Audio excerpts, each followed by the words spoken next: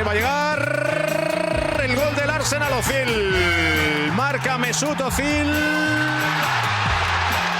Bellerín, otro defensor, otro disparo, Monreal, gol. Marca el futbolista español, marca Nacho Monreal. Pim, pam, pum.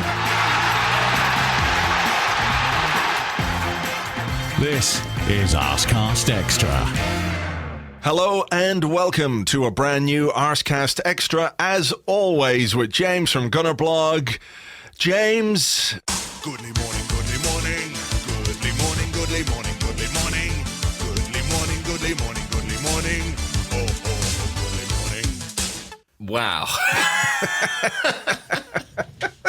I mean, I knew it was a goodly morning. I thought it was verging on a greatly morning, but that sums it all up, as they say. That's how you kick it off, isn't it?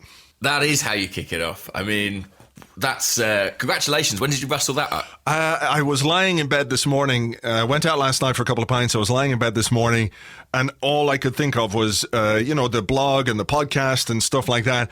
And just, you get a tune in your head. And I don't know why, because I was thinking of Goodly Morning, obviously, because of the podcast. And then it was just like, Goodly Morning, oh, Goodly Morning. I just thought, hey, I'll give it a try. And it turned out all right. I'm not saying it's going to be the Christmas number one, but hey.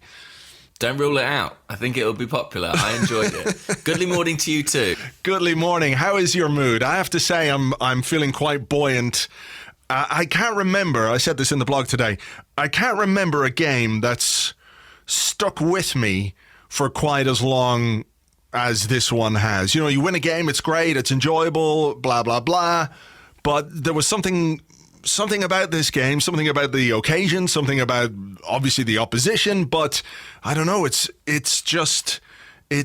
like a warm glow oozing through my veins this morning. I don't know what other way to put it. Yeah, I know what you mean. I mean, Derby Day, if you're successful, is always a bit like that. It's the kind of game where you can't wait to go into work on Monday morning and shout about it. But there was something specific about this match. It was a really thrilling game, wasn't it? I mean, in every respect, it had everything you'd want from a derby. It had goals, it had, handbags, it had a few scuffles, a bit of controversy. But I agree with you. I mean, I was at the stadium and I can't think of a game in recent years, at any rate, which had that same kind of electricity about it. It was astonishing, really, and it was fantastic to be there and to savour in it. But I read your blog this morning, and you said you could feel the atmosphere through the television, which I think speaks for itself. Yeah, it is. It is really something when from miles away, hundreds of miles away or thousands of miles away, you can sense the atmosphere in the stadium. And you know what I think was the key thing to it was, you mentioned the quality of the football and you mentioned the occasion, but I think the fact that there was some handbags, that there was a kind of edge to the game. There is nothing quite as unifying as hatred in some ways. And I don't mean to be really negative about that, but when all the Arsenal fans are singing from the same hymn sheet, which hasn't been the case over the last number of years, and that's always been a kind of cloud that's been over the stadium, over the fan base for quite a while. It felt very unified yesterday, and the reason it was unified was because everybody fucking hates Tottenham, as a matter of course, but this particular Tottenham are especially loathsome. I was at the bar last night, was talking to the guy behind the bar, and he was going, oh, fuck, football was good today, wasn't it? I'm an Everton fan, I'm feeling pretty shit about it, but I watched the Arsenal-Spurs game. I was so glad Arsenal won. He said, I fucking hate Spurs. There's players in their team, Dele Alli, Dyer, Harry Kane. He said, I fucking hate them. And they're easy to hate. And that kind of gets people, I know there's an element of pantomime villainry and all that kind of stuff to it. I don't, want to send anybody over the edge here or anything, but it really did bring everybody together, because not only was that there in the background anyway, they behaved on the day in a way which just exacerbated it and got everybody wound up, but in a sort of a positive way. Do you hear Aubameyang afterwards said the crowd gave us power? It was amazing. Well, I mean, it was a particularly potent cocktail of hate, wasn't it? Because not only was there the Spurs team to contend with, but also Mike Dean who, is not the most popular figure among Arsenal fans and didn't endear himself any further with some of his actions, particularly the penalty award. So, we used to talk about with Arsenal teams sometimes that adversity would bring out the best in them. Yeah. That when the cards were a bit stacked against them, you'd see their real resolve come to the fore. And maybe that hasn't been as true in the last few years, but yesterday that definitely felt like the case, and it felt like the fans and the players were kind of united in that, fighting against that adversity and fighting against those common enemies. Enemies, for sure, and that's what it was. It was really something. I mean, I'm guessing, from being in the stadium, it was even more exhilarating just being part of that, because you get caught up in the crescendo of noise and atmosphere, and it felt pretty raucous from where I was. So for you, it must have been even more so. Yeah, I mean, the third and fourth goals particularly, so Lacazette's goal and then Torreira's goal, I can't remember celebrations that wild in the Emirates Stadium. I really, really can't. I mean, I'm very lucky where I'm stood rather in block 6. I'm on the end of a row, so I'm right on the stairs. So on both those goals, I sort of half ran, half got bundled all the way down the stairs, almost to pitch side, 24 rows. And it was just like people, you'd sort of, it was one of those amazing moments where you'd see like flashes of people you recognise from going to games in the past, people people you don't know, grabbing you, hugging you, spilling pints over each other, climbing over each other. It was complete euphoria. I mean, maybe particularly the fourth, because at that moment it was like, it's our day, the game's won, Yeah. It sealed the comeback. But yeah, it was, we've been doing the Arsecast Extra for Patreon subscribers, looking at games in the past, and we did one about the Barcelona match. Yeah. I don't know if it's out yet. It's not out yet. Coming out this week.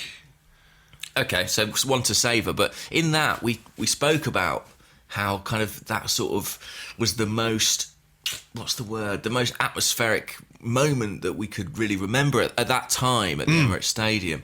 And honestly, for me, yesterday felt on a par with that. I think there was a lot of catharsis in the win, and I think a lot of the angst that has been around the club over the past 12 months and previous to that too was, I'm not going to say punctured or evaporated or completely gone, but I think it was assuaged, and I think that people really came together in that moment. And we've had days like that at Wembley with cup finals and the like, but maybe we haven't had too many days quite like that at the Emirates Stadium.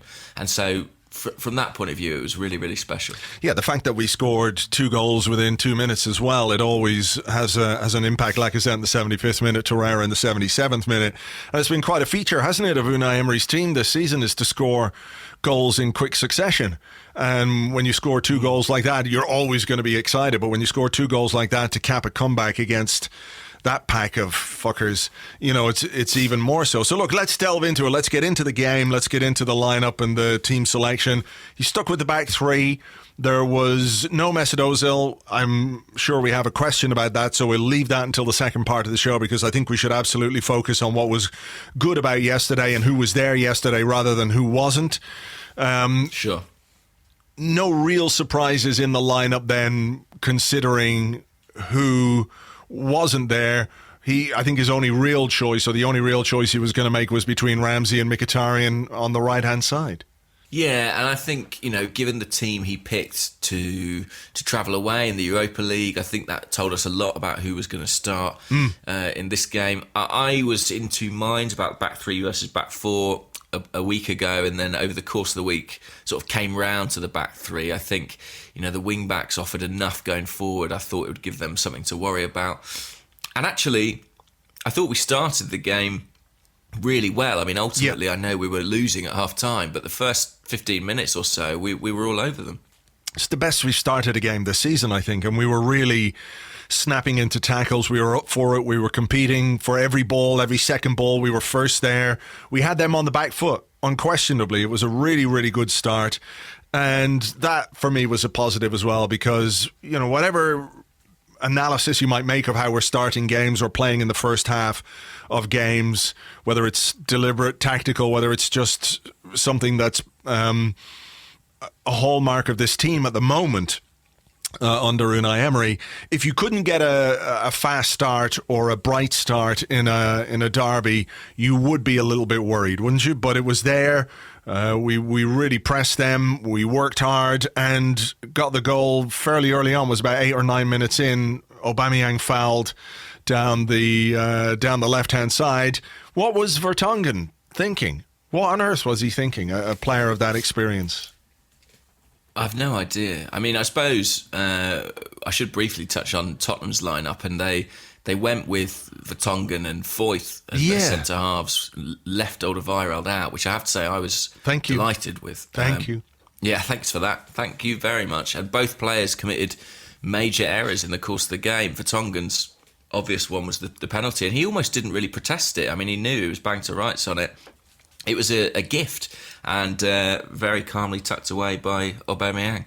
Yeah, it was a great way to start the game. I think we had more chances as well, didn't we? I know that he took off Mkhitaryan and Iwobi at half-time, and we'll touch on those changes, those very, very effective changes, of course.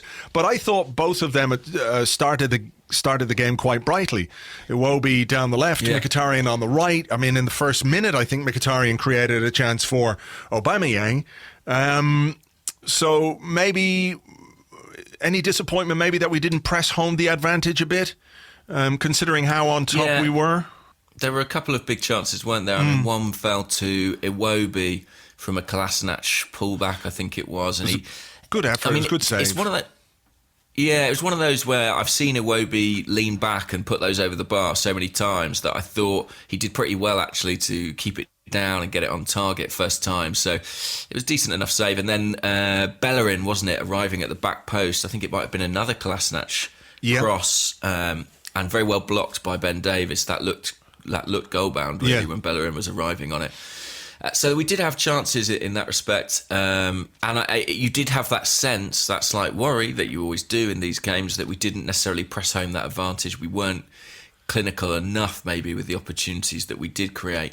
And as long as that was the case, Spurs were going to come back into it. But that first 20 minutes was fantastic. It was our best start, and it was characterised by, I thought, real intensity, pressing high up the field, Torreira, Mkhitaryan, winning balls, loose balls, second balls, high up the pitch, and capitalising on that, really. So it was really promising, but then, as we know, we were undone by a very difficult 5-minute spell. Yes, so they get a free kick. It was definitely a foul by Socrates on, I think it was Son. He stood on his... It was Son, on his Achilles, or the back of his heel anyway. Now, for me, I thought it was offside. I thought Dyer was offside when the ball came in. Yeah, I would agree with that. Didn't seem to get too much mention in the analysis. Maybe he wasn't offside. To me, he definitely looked offside. I'm not sure Bernd Leno will put this down as one of his finest moments. No, I mean, I just think you've got to say that. It's at his near post. It's not very far from his body. He almost spills it into the side netting. I think...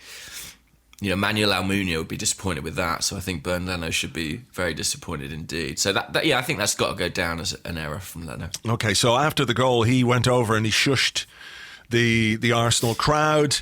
I think, I could be wrong here, but I think maybe what happened was did Stefan Lichtsteiner pinch him? Is that what happened? If you look at the replays, he sort of sticks out his hand at him, and I don't know what happens after that. I'm not sure, but I know that Lichtsteiner, from what I could see, and it was right in front of me, and I was sat in that corner, Lichtsteiner did seem like the instigator of everything that followed. And I suppose that shouldn't come as any great surprise, should it? No, it shouldn't, but I liked it. I have to say, I liked that we took exception to a guy who was just on a wind-up. And that's fine. He can do the shush thing all he wants. There's no big problem with that, but don't expect the home side to take it lying down. I think we have been, maybe Gary Neville said it. I didn't agree with a lot of what Gary Neville said yesterday, but I think he said something about how Arsenal have been too passive in the past.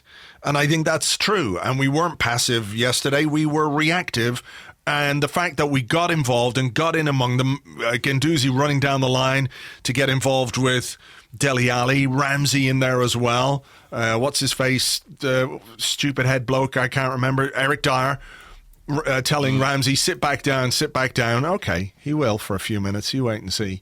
I liked that there was that edge to us, because I think it's important.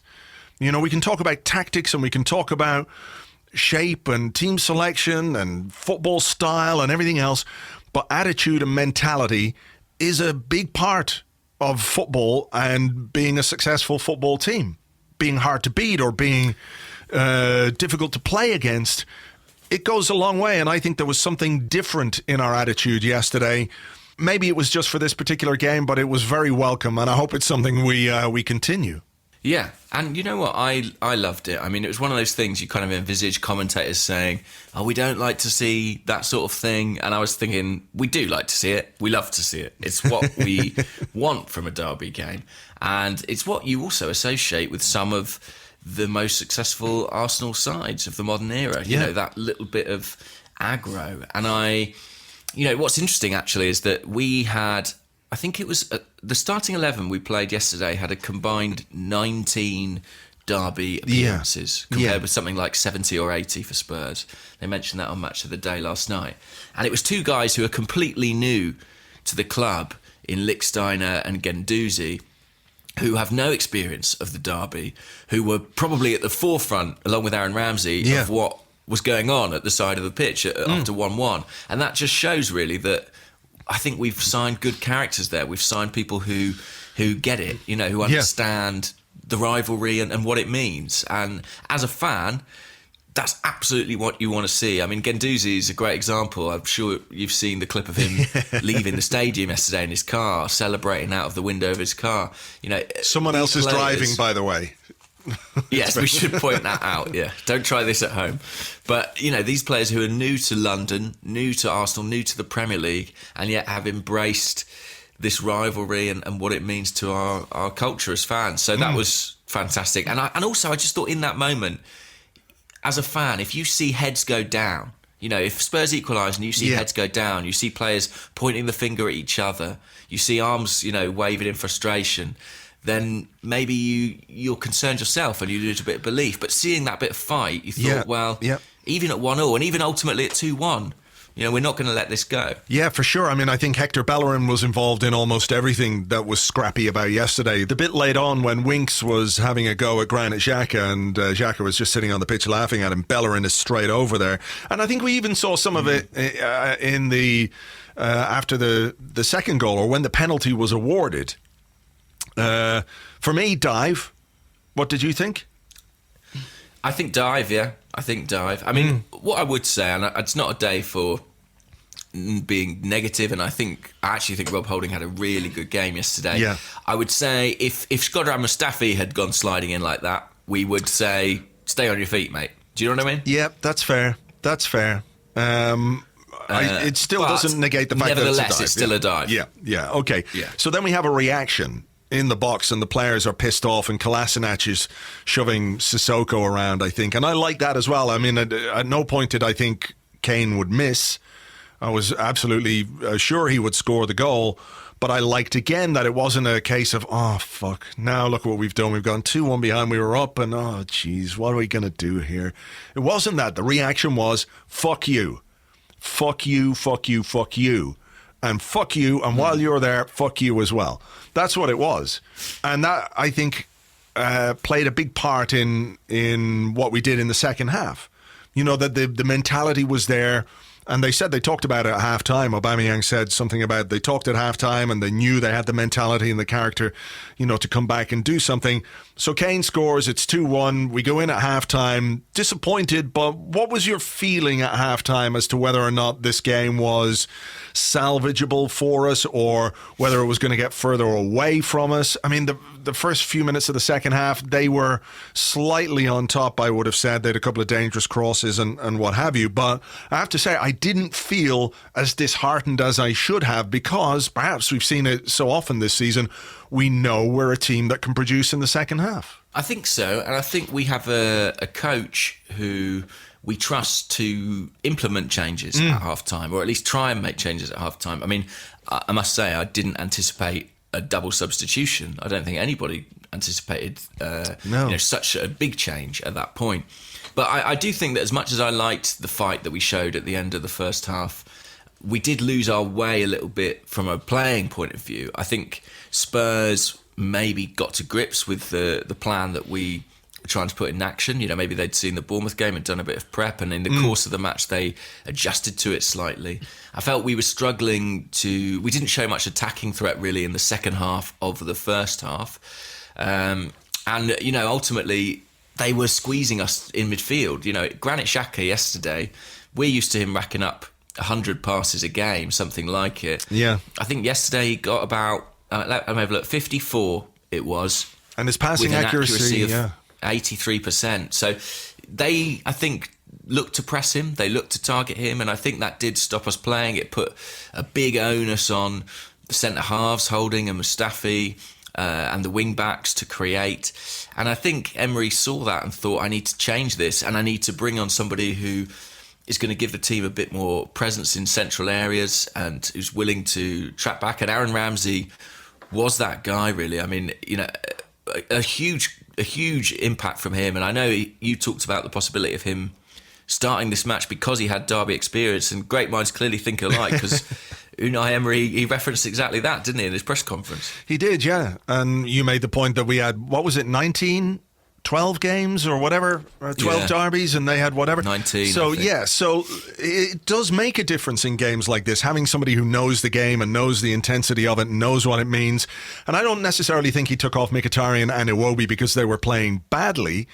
I think they faded as the half went on, but I think he put the two players on because he knew we needed to do something different, as you say.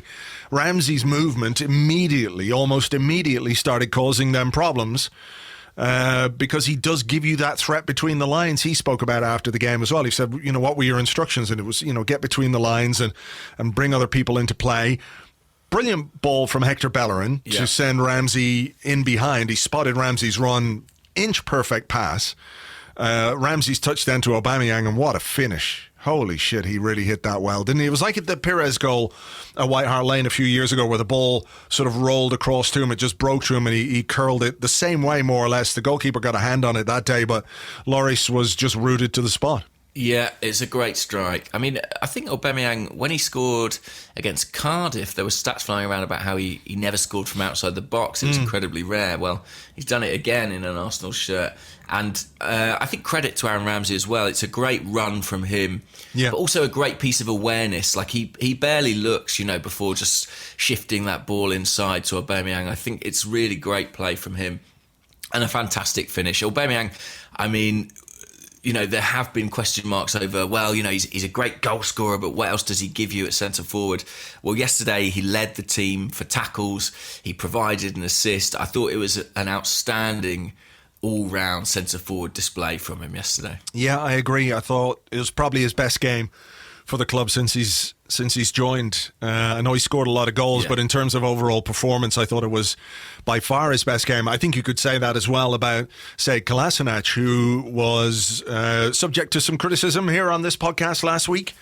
But credit where it's due, I thought he was absolutely fantastic yesterday because he combined the attacking penetration, and he really did penetrate Tottenham quite a lot yesterday, with defensive awareness and defensive hard work. There was a bit late in the game where they came down the right-hand side. It could even have been after the sending off. It was that late in the game, and we lost the ball. Maybe around halfway, they came down, and he just chased back and won the ball and took possession, and off we went, and it cut out any danger. And that kind of defensive work, if he can combine that with the attacking quality that he gives us, makes him a fantastic option on that left-hand side. So it was really good to see that the defensive side of his game was... He'd maybe somebody had a word, do you think? I don't know. Maybe it's just... So. Go on. No, I was just going to say, and in that second half in particular, you've got Unai Emery on the sideline there, and it is no exaggeration to say that he was coaching both wing-backs through the game at times. So Bellerin in the first half and then Kolasinac in the second half. And when you think about it, I mean, a player like Hector Bellerin, we see him play wing-back and he can be fantastic in that position, but it's not a position he knows massively well. It's not something he's done his whole career. And Emery... There are times when managers can point and shout on the sidelines and you feel like this is being lost. This is, sort of more for show than anything else. But he genuinely was shifting the player's position about on that flank at every opportunity. And what was really interesting with Kolasinac was when we made the changes at half-time, I was expecting maybe a centre-half to come off and Kolasinac to go into a back four. But actually... if anything, in the second half, Emery was pushing him higher and higher up the field and making sure he was really wide with a high starting position. I think he saw in the first half that Kolasinac and Bellerin could hurt Spurs. And if anything, he looked to amplify that in the second half. And it worked a treat. I thought this was his best performance, if not his best performance in an Arsenal shirt, probably his best since a couple of years. So, good day for him. And yeah, again, I just wanted to pay a little bit of tribute to the manager there because I thought his use of the wing-backs in this game, particularly with Spurs missing Trippier, I think there was a big drop-off in quality between Trippier and Aurier, who I thought struggled to deal with Kolasinac.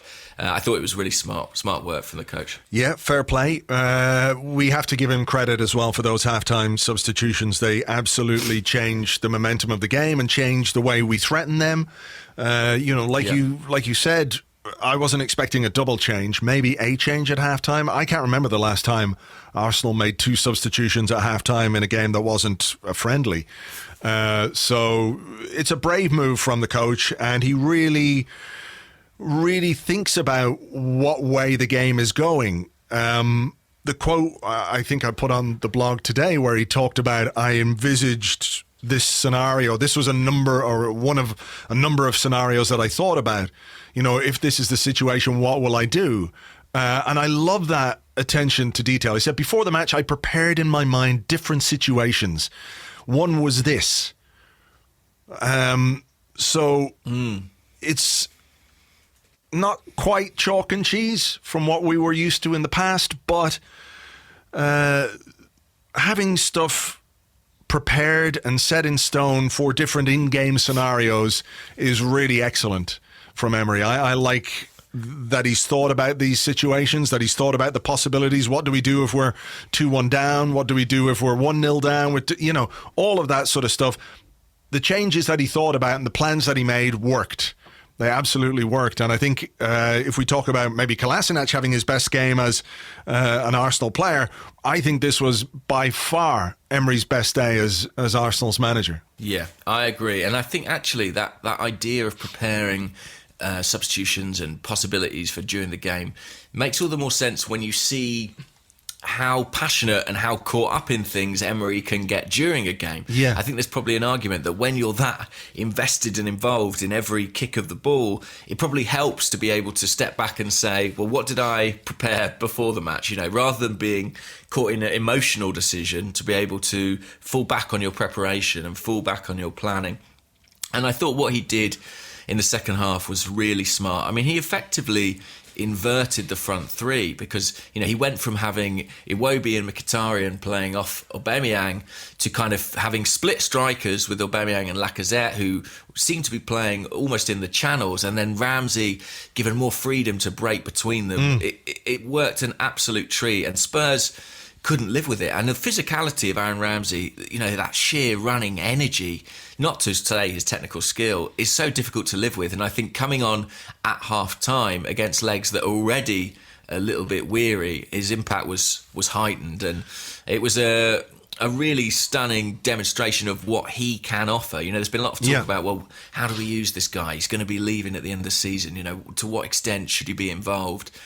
And I thought this showed, he's not somebody who I think we can afford to just cut ties with and let him rot in the reserves. Exactly. This is a player who has huge quality, but also huge reserves of character. I mean, this is a guy who, is playing, essentially putting his body at stake. He's probably going to leave on a Bosman in 6 months' time. and yet played with so much commitment and so much desire, visible desire during the game. I think you've got to take your hat off to him, really, and say, he behaved like a top professional. Absolutely, that's exactly the words I would use. A real pro. And, he is of such quality that you can't afford not to use him. I can understand not wanting to build your team around him so you become dependent on him if he is going to leave, and it seems that he is. But not using him at all would just be cutting off your nose to spite your face. And he was involved in the third goal. He robbed the centre-half, Foyth, I think his name is. Set Lacazette free. I thought maybe the chance had gone, but he cut back inside, and not only was it brilliant to see the ball go in the bottom corner, but it was brilliant to see it go in off the shins of Eric Dyer as well.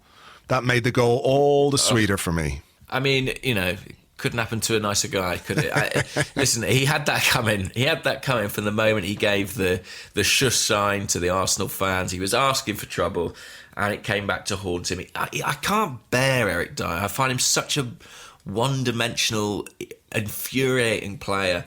And I think because I'm English, and I've had to put up with watching him play for England at times, I think that frustration is all the more. So, yeah, I was delighted to see him get some form of comeuppance yesterday. And credit to Lacazette. I mean, I also thought the chance was gone. He hit it well enough off his left foot. I don't think it would have given the keeper much trouble, but if you don't buy a ticket, you don't win the lottery, do you? And he took his chance, and we got a little bit lucky. Yeah, maybe.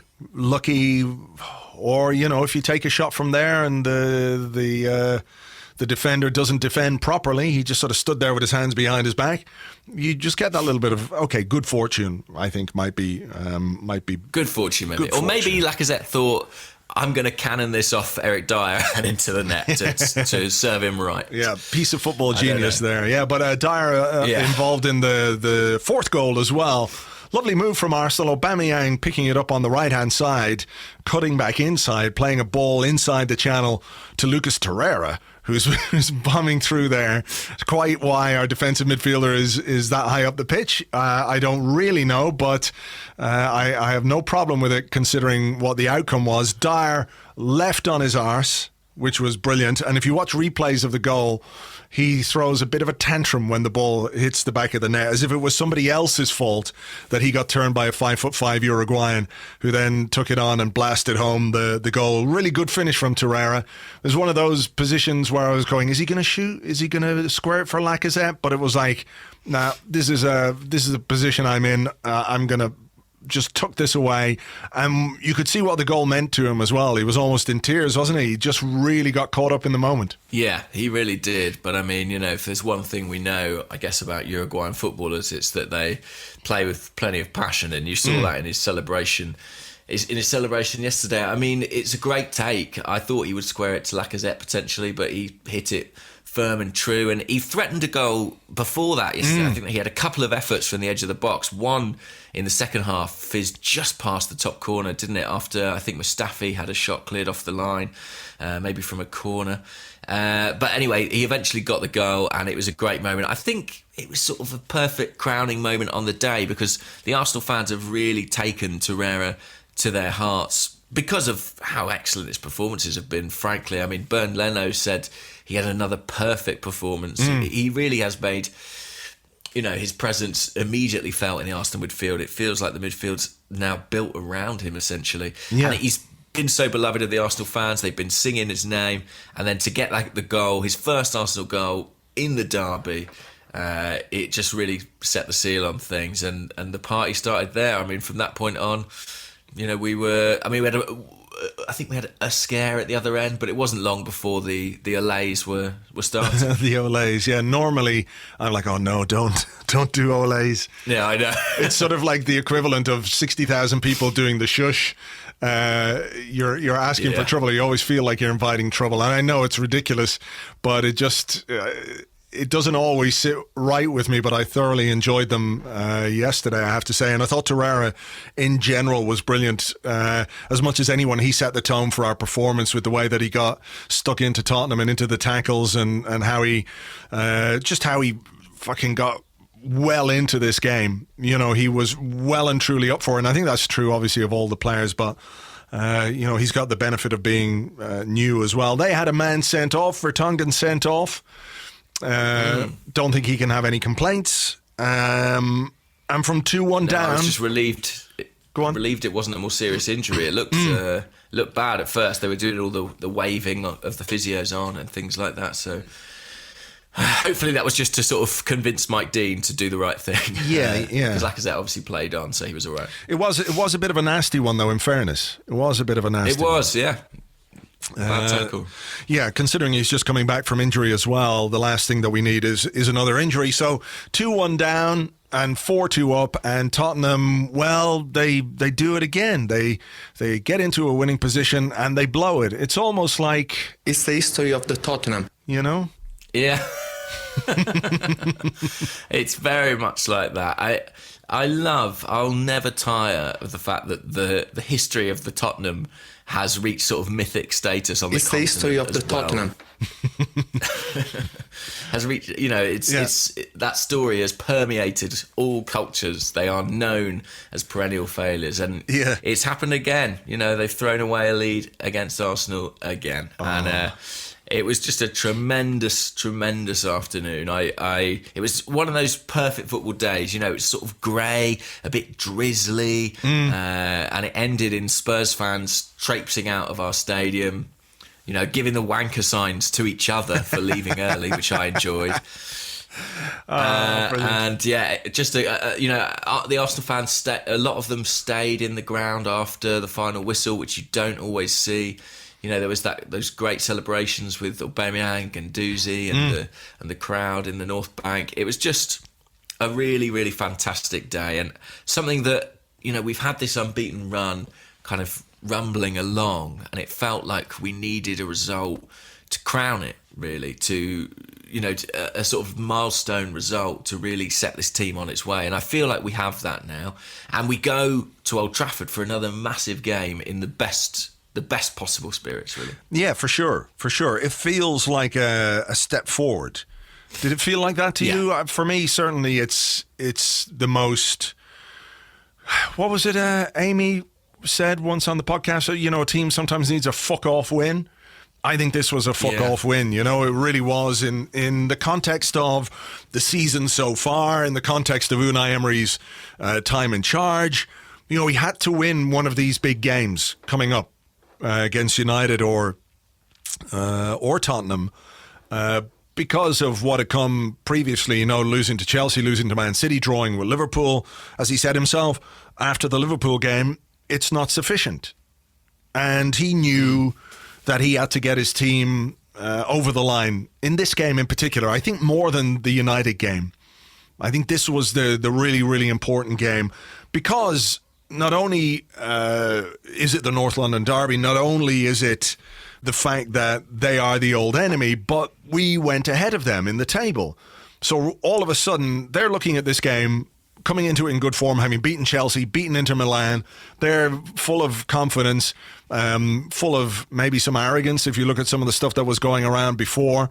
And they're looking at this going, we can win at the Emirates, and all of a sudden we'll be 6 points ahead of them. Instead, we're above them in the table now. I know it's only on goal difference, but we're still above them. So in some ways, it feels much more damaging to them and hugely positive for us to sort of put them back in their place a bit. Yeah, absolutely. And I think, this season is about Arsenal getting back into the Champions League. I think we've known that since the end of last season, really. And I think, really, when you look at the table... It's about finishing above Spurs as well. I think that is a big prize that's on the table for us that we need to reclaim. And it's going to have a direct bearing on whether or not we make it into Europe. So this was a big result in that respect. I also think with one eye on Wednesday, Manchester United drew again this weekend. So we've opened up an 8-point gap over them, which, maybe gives us a little bit more security, a little bit more comfort going to Old Trafford. Doesn't make that, a must-win game, which had we not beaten Spurs, you fear it might have become. Yeah. And that would have brought with it its own pressures and its own difficulties. So it was a great moment, and it felt like, it really felt like Unai Emery had arrived at Arsenal, that we were watching a team play in his way. We were watching players play in the way he wants them to. And I do think that the atmosphere, the feeling between the crowd and the team was as positive as anything I can remember at the Emirates Stadium. And I think as someone who goes to games regularly, that's a huge feeling of relief to see the repair that's been done to that relationship in the last few months. I think one of the things Wenger always said about atmosphere was that it's, it is a circular thing in a way. When the team's doing badly, you'd like the crowd to get behind them. But, human nature is human nature. When a team goes out and snaps into a game the way we did, I think it immediately sets the tone for that symbiotic relationship to work in a positive way. It's easy to get frustrated when you feel like a team isn't doing what it should do in terms of it's the basics. I think it just comes right down to the basics. Working hard, being disciplined, being organised, running backwards when you've got to run backwards. We had a lot of players maybe in the Wenger era who didn't really enjoy doing that kind of work because it's hard. It is hard work. When you're bombing forward and then all of a sudden you've got to chase back 40, 50, 60 yards at a sprint, it's not easy. But we're seeing players do that this season. We're seeing them work that hard. It is a key part of what Emery wants his team to do. He said it countless times. The physical improvement we've made this season is obvious as well, isn't it? That we are fitter, we're faster, we're stronger, we're less passive, as we spoke about. We're not going to be intimidated by a Tottenham team that likes to kick other teams around. And they're allowed to do it for the most part. They get away with it quite a lot.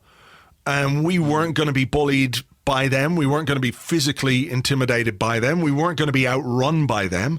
I'd love to see the physical stats from yesterday, actually, in terms of sprints made, distance covered, all that kind of stuff. I'm sure somebody will have them somewhere, but I'd be very curious to see if it was another one of those games where we ran further and harder than the opposition, because it does make a difference. And, the reward for that work yesterday, when you've got the quality of some of the players that we have, like Aubameyang, like Lacazette, like Ramsey, Torreira, these are guys who really can produce. So the two things married perfectly. And when you have the crowd absolutely 100% behind you because they appreciate that effort, they appreciate what you're doing, they can see that it's coherent, that there's a plan, and add on top of that, everyone fucking hates Tottenham. No wonder it was such a brilliant atmosphere. That's true, and I would venture that we probably did outrun them yesterday, and not just because they had a Champions League game in midweek to contend with. We are a much more physical unit than we have been for some time, and you could see that. I mean, intensity is probably the word I've used most frequently talking about the performance yesterday, and I think it is the most applicable. There was a fervour about the way we set about the game in that first 20 minutes and then chased the game in that second half that was really, really exciting to watch. And it's just what we've been crying out for from this team for a few years now. And listen, I mean, I know it's a derby. It's easy to get yourself up for this kind of game. But I do think that this is something that we have seen signs of before this point in the season. And what you have to hope now is that, we've set a bit of a standard here by beating Spurs as comprehensively as we did. And I know it's not going to be the case that we're going to be able to do that every single week from this point on, but you've got to aim for that. You've got if we're serious about not just re-establishing ourselves as a Champions League team, but pushing on beyond that and contending for major honours, this is the kind of level of performance that we have to produce more regularly. Sure. And, that's the challenge now. Sure it is. I think everyone's realistic enough to know that there are going to be days like this, and there are also going to be some days where it doesn't work or things don't go according to plan or whatever. But we have to be conscious of the fact that, I don't want to sound like Unai Emery by saying it is a process, but I think what we're seeing is we're seeing things start to develop and to make a bit more sense now, aren't we, with Emery? The way we've been trying to figure out exactly what it is he wants to do. It feels like he's beginning to understand his squad and the players that he has available to him, and to be able to not turn a game around, but to change a game the way he did yesterday shows that there's a real understanding of the quality of the players that he's got in his squad, who he's got available, where he can deploy them, and how they will work in the system that he wants to play. I think that's really quite interesting.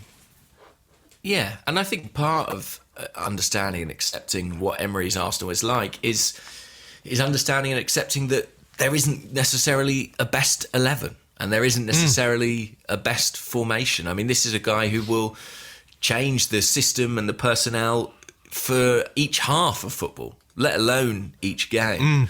But I think that the tinkering has a bit more method to it at this point, and it feels more considered, it feels more informed, let's say, at this point, and that's absolutely understandable because he's had time to adjust to the league, adjust to the squad, and it feels like, I mean, look at the weight of the impact the changes he made yesterday was so huge. I mean, you know, you can't always get that fortunate, you can't always have things work quite as well as that, but I think, you know, huge credit lies with him for the turnaround in the game.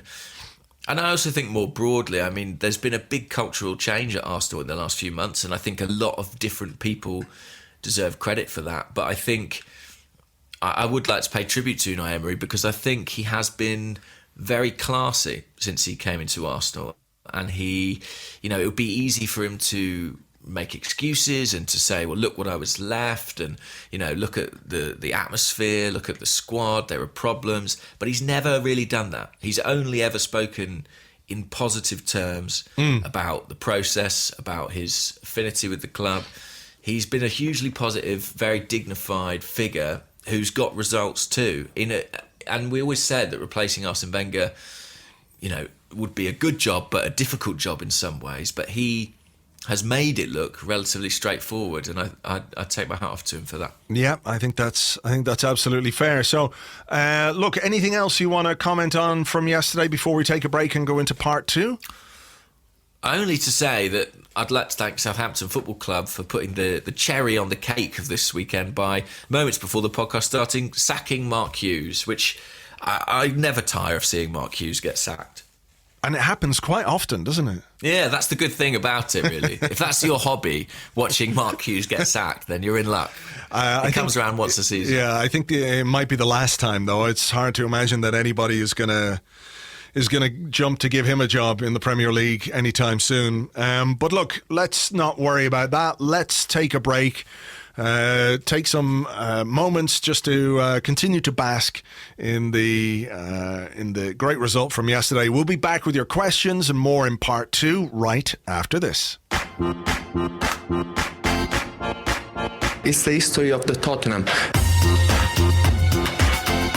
It's the history of the Tottenham.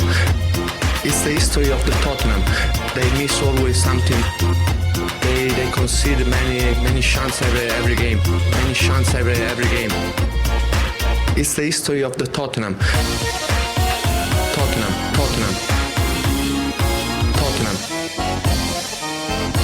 It's the history of the Tottenham.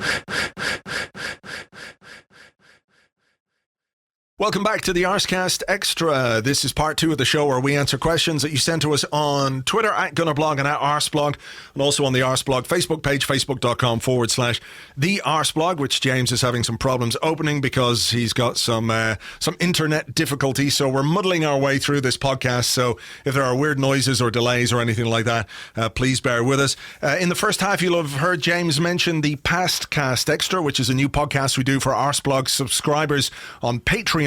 We podcast a game as if it's just happened. We did the Arsenal 5-3 Borough, and we've got Arsenal 2, Barcelona 1 from the Champions League in 2011 coming up this week. If you want to sign up, it's $5 a month plus VAT if you're in the EU. If you're not in the EU, you don't pay VAT. It's €5.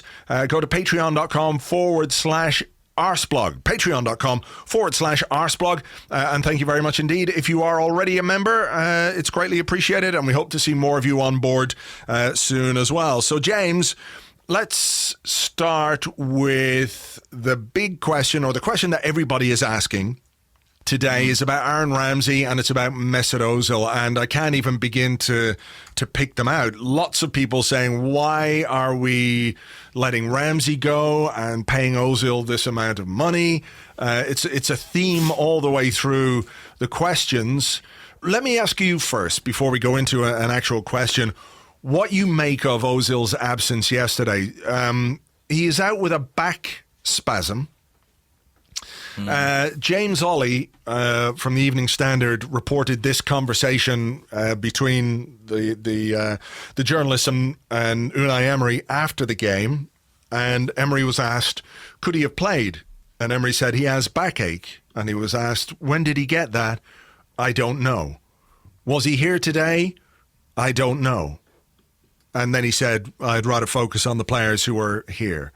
Quite rightly, I think we have a question here from Sean Adams, who says, since when does a back spasm stop you going to the game to support your teammates? Do you think yesterday marked the beginning of the end for Ozil at Arsenal? Do you think there's more to this back spasm than just a back spasm? I don't know. I tweeted yesterday saying I'd heard a rumour on the Saturday that Ozil wasn't going to be in the squad, and that part of the reason for that was that he was none too happy about not being in Emery's starting 11. That, I don't know if that's true or not. That's just what I was told by someone who I know and I do trust. But ultimately, maybe he has got a back spasm. If he does, he has got a real problem with that back, and there should be more discussion about it and more being done to fix it. I mean, I've never known a player have a recurrent injury so frequently without it ever being sort of questioned in a press conference. If I get in a press conference with Unai Emery, I'm going to say, what's wrong with Mesut Ozil's back? Because it always seems to be playing up. And, is that going to be ongoing for the rest of his career? What's happening there? Because it does seem like a curious situation. And I would say we had these stories earlier in the season, didn't we, about a possible row at the training ground. And I know, Tim Stillman sort of vouched for it because he knew the Brazilian journalist in question and said he wouldn't have made the story up. I don't know. There's a lot of smoke here.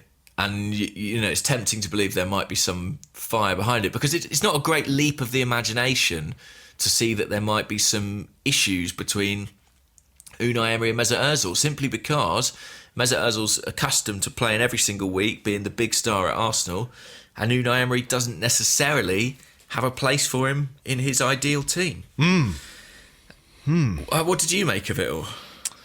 I'm suspicious. On the one hand, he has had back problems since last year. He was out towards the end of last season with back issues, but sometimes, a back problem isn't always a back problem because it's so hard to diagnose or to be specific about. A player can be absent because he's got a back issue. And I'm not saying that, like you, I don't know. All I know is I'm suspicious that for our biggest game of the season so far, one of Unai Emery's captains is not available. Ozil was in training all week, and yes, he could have tweaked his back in training. Maybe you have to take that information at face value. But when you look at what Unai Emery said, when did it happen? I don't know. That's not good. Was Ozil in the stadium? I don't know. That's definitely not good, because he should be. Even if he's injured, he should be in the stadium supporting his team. I think it's mandatory, is it, for the players? As far as I'm aware, anyway, for first-team players to attend. Go on. Koscielny was there, for example. Yeah, I think... And they're lovely comfy seats at the Emirates. They wouldn't do your back any great harm. It's difficult to know. And I know some people say... I took a lot of stick, actually, online for saying, I heard this rumour on Saturday night. And I thought about tweeting it on Saturday night, and I didn't because, I wasn't convinced that it was true. I thought Ozil would play on Sunday. I really thought Emery would pick him.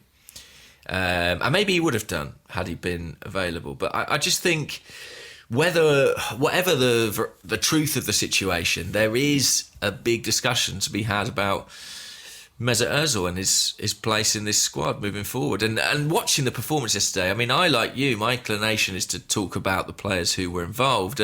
But watching that performance and the intensity with which we played, I think it is fair to wonder what sort of part he might have played in that. And if he fits that model of how to approach a game. A lot of the questions were about sort of Ozil versus Ramsey, weren't they? That we had for this podcast. And I think that's an interesting one. I mean, I would say that, off the back of yesterday, a lot of people are saying we must give Ramsey a new contract. And I would say there's the possibility there that we would sort of get stung a little bit in the way we've maybe been stung with Mesut Ozil. He had a very, very good run of form where he looked really invaluable to the team, and we put him on a contract that we're now tied into, despite him not necessarily being the best fit for Unai Emery. There is a danger, I would say, if a compromise could be reached with Aaron Ramsey, that we might land ourselves into a similar situation. As good as Ramsey looked yesterday, it was coming off the bench, and I'm still not convinced that Emery sees him as a big part of the team moving forward. So, but if it was a straight choice, then it becomes a really interesting conversation. Yeah, I mean, I don't think it is a straight choice. Maybe we're talking about two players who don't really fit into Emery's system or his starting 11. I think whatever happens. We have a question from Cal 96 Cal. He says, does the performance yesterday reignite the Ramsey contract conversation between club and player? Do we finally see how he fits in the team? Excuse me. I don't think you can hand out a massive contract to a player who you view as a sub or someone who can change a game, So you know me, and people who listen will know I'm a big fan of Aaron Ramsey, and I would have liked to see him start the game yesterday. I'm delighted he came on and had the impact that he did. But I think the decision as to whether or not contract talks should be reopened has to lie with Unai Emery, not the club. And I know that it's, we've the head of contract and we've the head of football and we've head of recruitment and all these kind of people who are kind of making those decisions. But ultimately, it's got to be on the back of what Unai Emery wants from his team and what he wants his team to be, and if Aaron Ramsey can be a regular starter for Unai Emery. And it's difficult to know how much of him being on the bench is because he doesn't fit Emery's plans or because of his contractual situation, which means that Emery is trying to find ways of building his team without a player who's not going to be around. And keeping Ramsey on the bench obviously gives you some quality should you need to change a game or bring him on in the second half. So I think that could be a big part of why he's been on the bench. The Ozil thing, it's got to be a conversation. As much as we want to focus on the players who were there yesterday and who did what they did yesterday and made it all so fucking brilliant and enjoyable, when your biggest player, your highest paid player, your biggest star misses a game again with a back injury that the manager himself has cast doubt over by the way he answered those questions. Like, when did he get the back injury? Well, it happened yesterday in training. He went for a tackle and whatever. That's a simple piece of information if that piece of information is there. But to say, I don't know, and for Ozil not to be in the stadium, it's not good enough. It's not good enough for a player who is being paid what we're paying him. And you can talk to me all day long. And look, I like Mesut Ozil as a player. But you can talk to me all day long about how many Twitter followers he has and how much branding he has and how valuable he is commercially and all that kind of stuff. We're not getting what we thought we were going to get from Ozil when we made him one of the highest paid players in the Premier League. £350,000 a week is an astonishing amount of money for Arsenal to be paying. We're not one of the big money rich teams. And if you're going to give somebody that contract, you need them to repay that on the pitch. And bar some flashes here and there, that brilliant performance against Leicester, I don't think we're seeing it from Ozil. And I don't think Emery is seeing it, and I think he's not putting up with it. And maybe it's causing friction in the background. And maybe Ozil doesn't like it. And if Ozil doesn't like it, tough shit. But you still have responsibilities. And he should have been there yesterday. And it's disappointing that he wasn't. I think that it's a long way, isn't it, from Emery saying, we have to make Arsenal Ozil's home. Do you remember all family? that chat Talking about him, family. Yeah, I think Emery's tried really hard. I think he has been trying very, very hard with Ozil to help him get over what was a traumatic summer and everything else. Talk about him coming back into the family and supporting him and everything else publicly. Yeah. He's never been critical of him. He's played down issues that happened this season. But at the same time, he hasn't been slow about taking him off or bringing him to Europa League games. And he's tried, or didn't we speak a couple of weeks ago about maybe the reason he was left? Oh, it was last week, I guess. Remember we said last week when he was on the bench at Bournemouth, was it just because he didn't fit, or was there an element of him trying to get a reaction out of Mesut Ozil?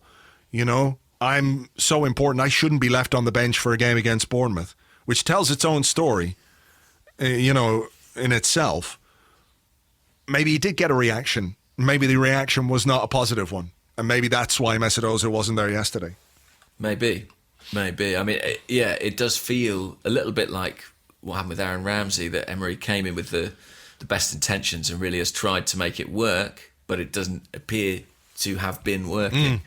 And, I'm not going to say, it's a breaking point or anything like it, but it does feel like there's an issue there, certainly. And credit to the manager, because he hasn't taken it public. I don't think he's not made it nasty in any way. It's all above board professionally, and it all seems absolutely fine. And of course, Mesut Ozil's social media is as cheerful as it always is. But I think we can infer there is a bit more to this going on behind the scenes. And to be honest, even if we take absolutely everything at face value, we've still got a player on 350 grand a week who misses a lot of football through injury, and when he is available, isn't necessarily first choice. Yeah. And that is a problem. It is a problem. We have a question here on Facebook. Okay, it comes from Fergus Knight on Facebook. He says, if we get an offer for Ozil in January from Inter, as rumoured over the weekend, do we let him go and use his wages to renew Aaron Ramsey's contract? Leave aside the Ramsey thing, because we've talked about that, really. But if an offer came in for Mesut Ozil in January, would you be inclined to take it? Well, it's interesting thinking about what sort of offer that would be. I mean, increasingly, you do wonder, given the salary that Ozil's on, what kind of transfer fee, almost if any, he would command. Do you know what I mean? Yeah, he's got big wage demands, obviously. But he is only 30 years old and he's on a long-term contract, so... But that's the issue. I'm not sure that the demand for Mesut Ozil is that high. No, I mean, thinking of clubs that could or would sign him and who could afford it, I mean, PSG always spring to mind because they've got kind of endless financial resources. And then I suppose the two big Spanish teams, maybe. Yeah. But, I don't know. So I forget who, sorry, but somebody did tweet in a question saying, what about swapping Mesut Ozil for Ousmane Dembele at Barcelona? Like that, I mean, maybe something like that is a plausible option. I think I would let Mesut Ozil go if the money that's invested in his salary was reinvested in players that Unai Emery had more use for. I would do that, yeah. And the same, to an extent, goes to the proposed Aaron Ramsey salary. Ultimately, if Sven and Unai feel like there's better use of that money, I'm prepared to put my faith in them at this point, because I don't necessarily see that Ozil will suddenly become an instrumental part of Emery's team. It's always felt like a bit of an awkward marriage, and it doesn't feel like one that's ever going to bear fruit necessarily. What about you? Yeah, I'd be very tempted if the money came in, because if we got a transfer fee and £350,000 a week to redistribute on maybe the current squad or also new players coming in, I think we could probably do more with that money than we're going to get from Mesut Ozil between now and whenever his contract ends. When does his contract end? How long has he got? It must be I mean, if he signed it last February, wasn't it, that it was announced, I think it probably would have been 3.5 years at the time, maybe? Yeah, contract until 2021. So he's got 2019. Wow. Hang on a second here. I mean, that is... 2 more seasons after this season. Yeah. Is that right? Yeah. So that's a lot of money, isn't it? I mean, yes. 300 and he certainly won't be signing another Arsenal contract, you wouldn't think. Multiplied by 104. So it's 2 seasons of Mesut Ozil's salary is £36.5 million, basically. So another half a season on top of that. That's nice work. It's a lot of money. Another 9 million. So over £40 million if he stays to the end of his contract. I'd be tempted. Yeah.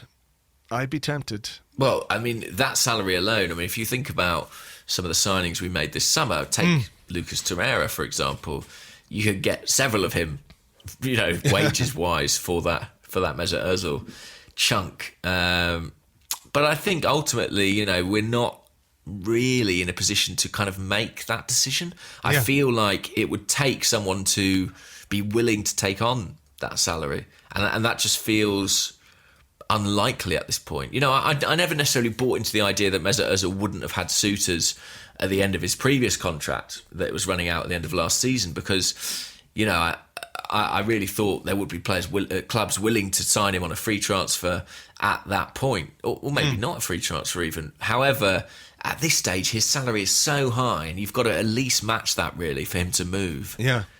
I really find that difficult to envisage happening. Yeah. Anyway, look, it's going to be a story. There's no escaping it. It is going to be something that the club have to get on top of, whether it's Mesut Ozil's injury or whatever else it is. They have to get on top of this situation because the more and more this season goes on, the less patient I think people are with what's going on and what's happening. So it's a little bit reminiscent in some ways of Thierry Henry, I think. When he was very close to leaving Arsenal and his contract in a situation was very tense, and then he signed an extension, stayed on, to be at the Emirates Stadium, and then he was troubled, wasn't he, by sciatica and back problems, and found himself out of the team at points with Van Persie and Adebayor kind of taking over from him. There were rumours of some training ground problems with Arsene Wenger, who he always had a very good relationship with, but there were definitely stories at that time that the relationship had become a little bit strained. That Henry's position at the top of the club from a player power point of view was something that didn't go, maybe Wenger viewed as not necessarily a positive thing. So, yeah, maybe you're right. There were similar stories as well of, he was declared injured for a number of games where it was kind of unclear what was injury and what wasn't, I seem to remember at that time. Back problem. So, there are parallels there, and we know how that ultimately ended. Okay. Well, look, let's leave that for the moment and get back to what's at hand. And obviously, we have a game on Wednesday. So Alan Levermore on Facebook says, was Xhaka suspended for Wednesday, which is one of the, I suppose, the negatives from yesterday. He picked up his 5th booking of the season, so he has to sit out the game at Old Trafford. Was Xhaka suspended for Wednesday? Is it time to introduce Ainsley Maitland-Niles in his preferred role? I fear we could lose him if he only gets time as a makeshift fullback.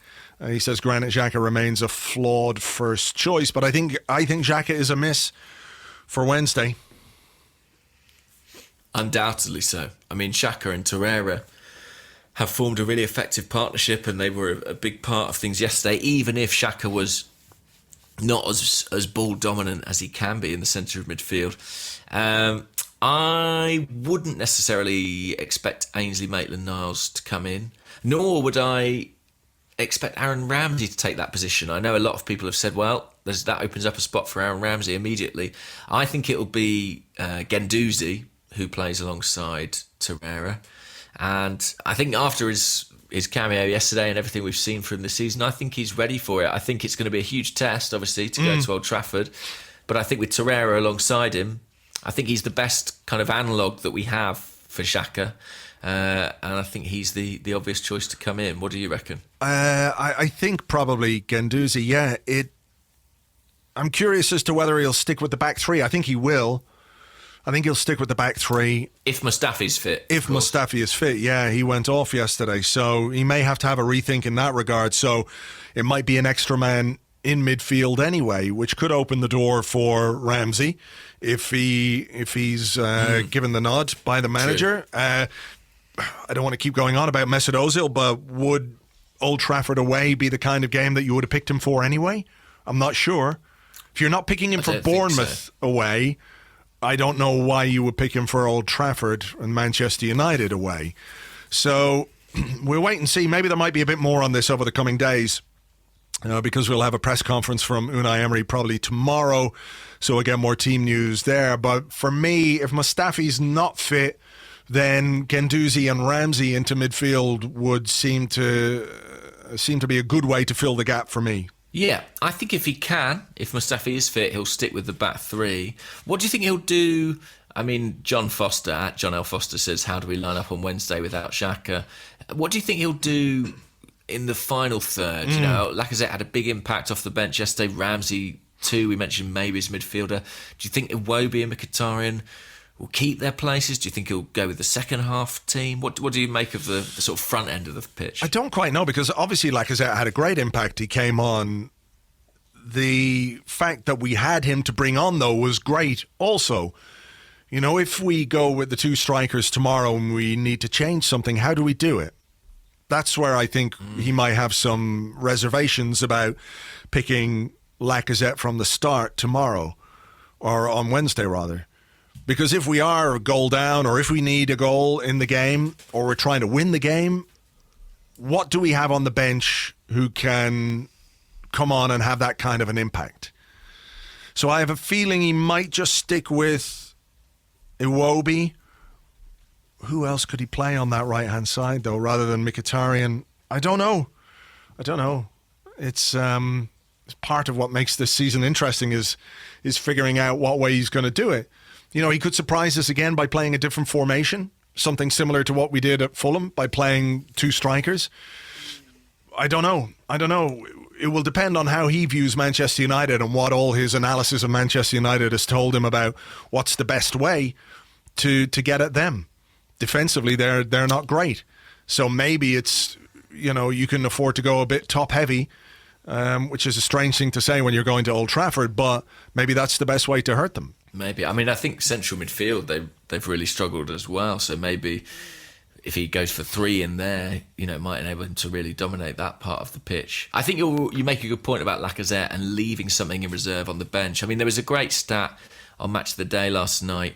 You know, Arsenal have the most goals by substitutes in the Premier League this season with 8.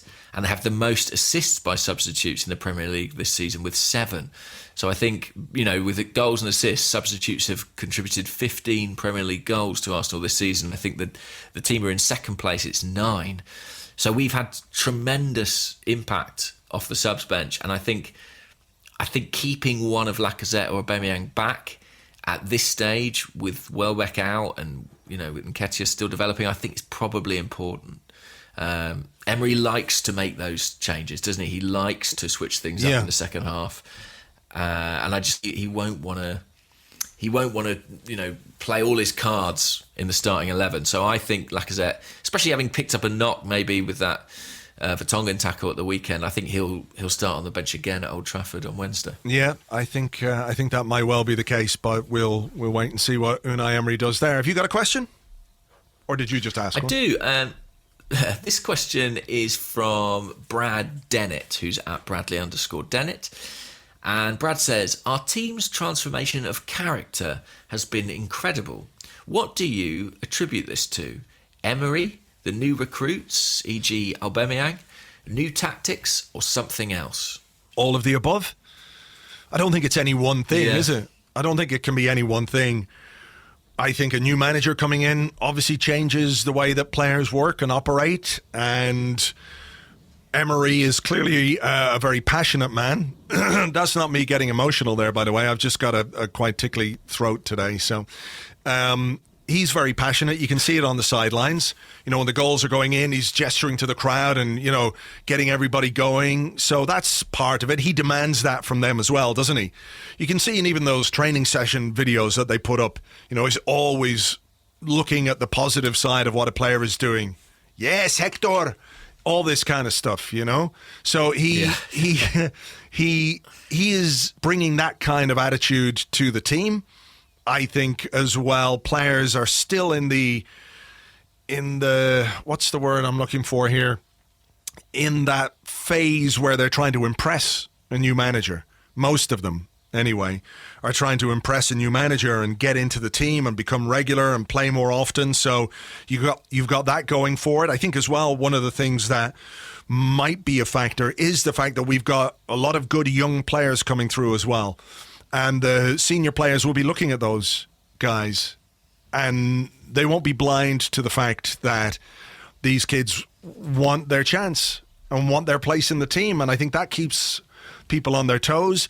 Emery's decision-making in terms of how he picks his teams, you know, he's not leaving anybody really out in the cold. When he makes changes, he's doing it for the reasons he think will help him win a game. So if you're not playing in this game or if you are taken off in this game, it's not like he's throwing you to the wolves or anything like that. He just thinks somebody else can do a better job in those circumstances. And I think it feels very inclusive.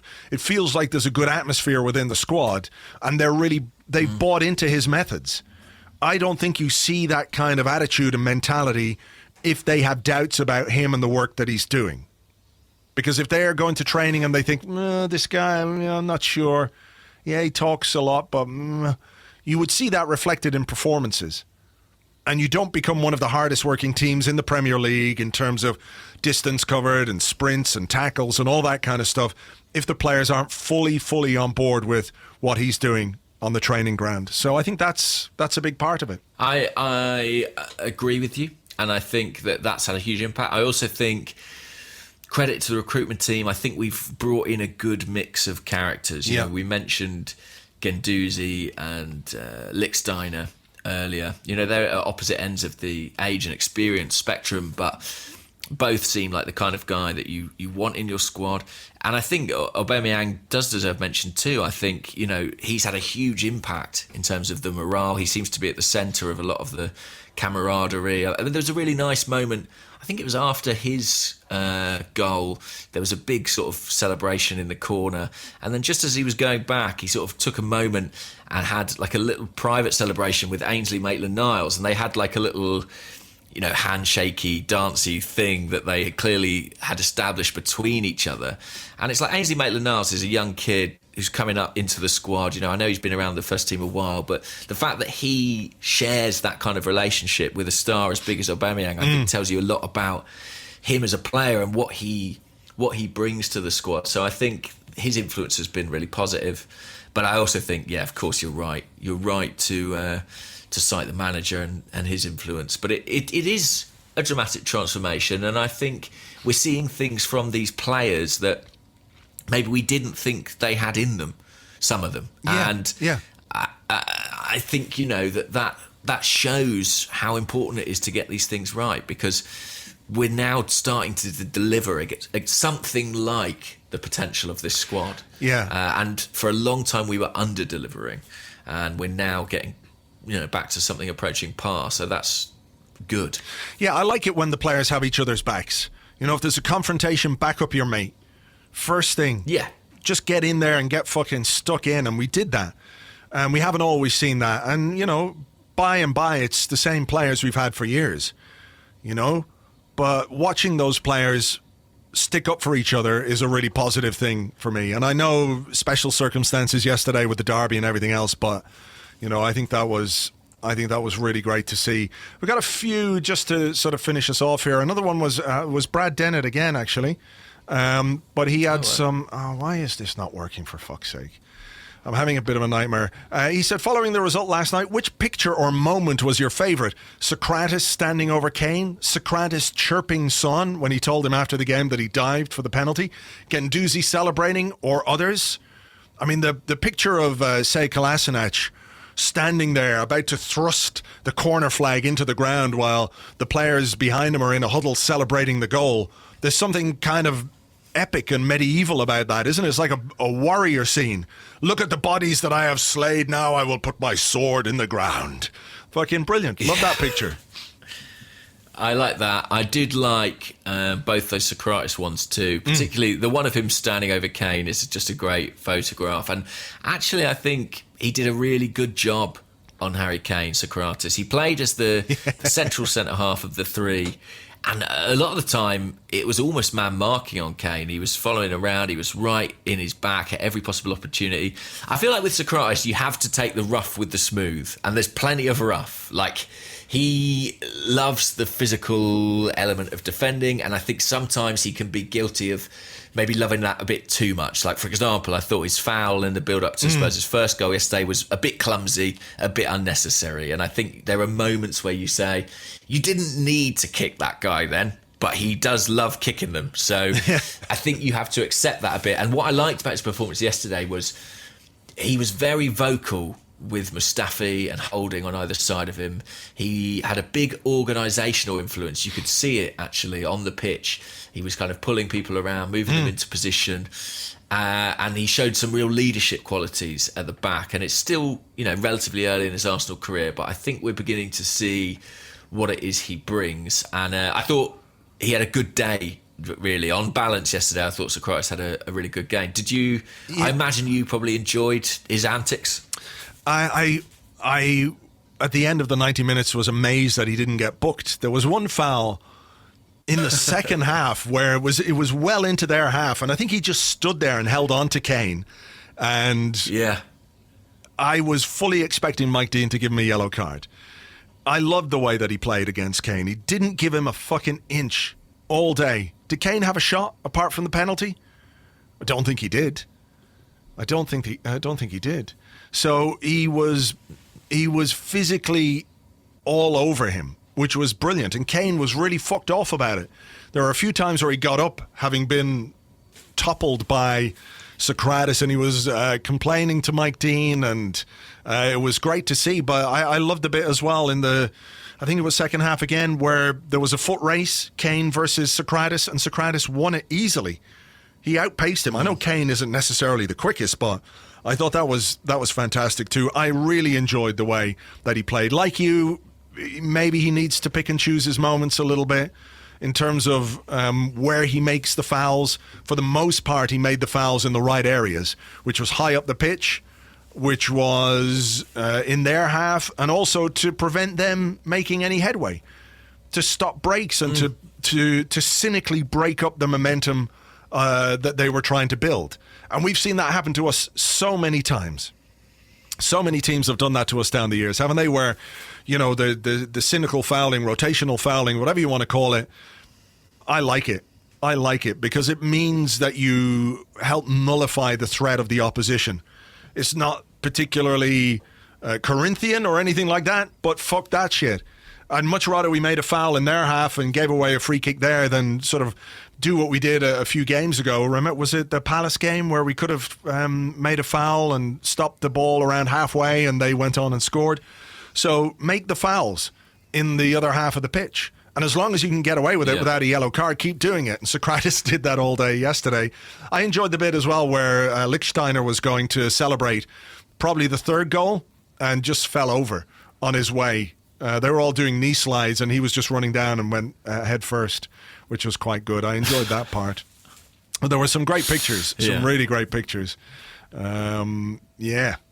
And I'm sure there'll be more over the next couple of days. Things will come out, inevitably. But yeah, there's some great moments. And I must say, Stu McFarlane, the Arsenal photographer, I saw him celebrating very heartily on the sidelines, so that was nice to see as well. I think he enjoyed it. Oh, yeah, sure.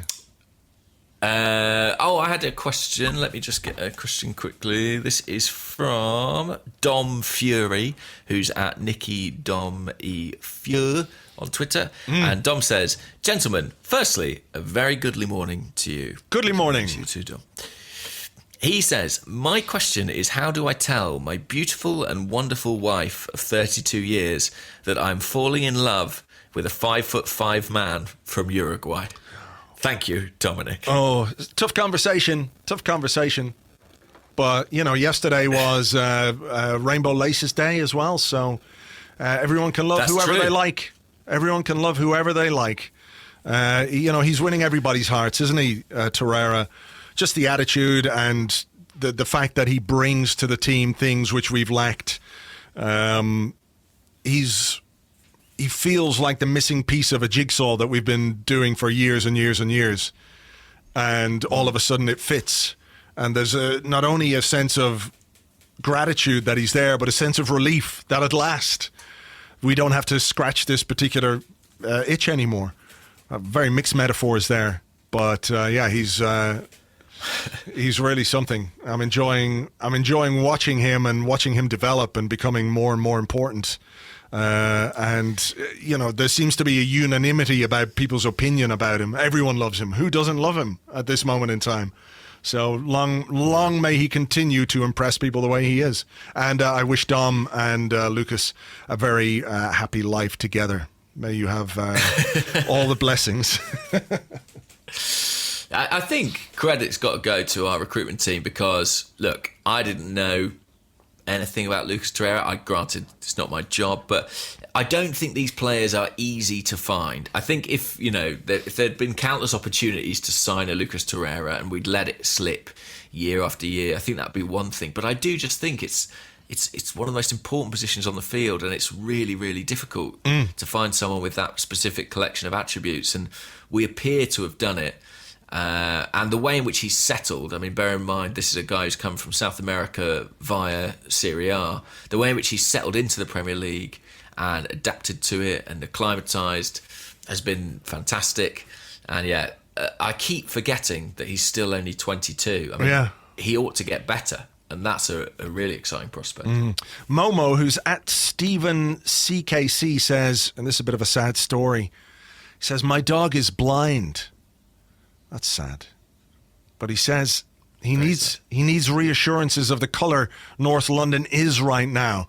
Can you do the honours for this poor little gooner, blind dog gooner? What colour is it, James?